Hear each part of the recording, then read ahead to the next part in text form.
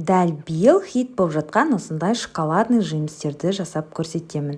Алдымен каналға тіркеліп, видеоға лайк басып кетіңіз. Бізге осындай шоколад керек, оны қайнап тұрған суға салып ерітіп аламыз. Және әртүрлі жемістер керек болады. Видеодағыдай етіп турап шығамыз. Тек клубниканың өзінен де жасауға болады. Мен осылай әртүрлі жемістерді қосуды жөн көрдім. Міне турап алдым барлығын. Енді осындай стаканға саламыз.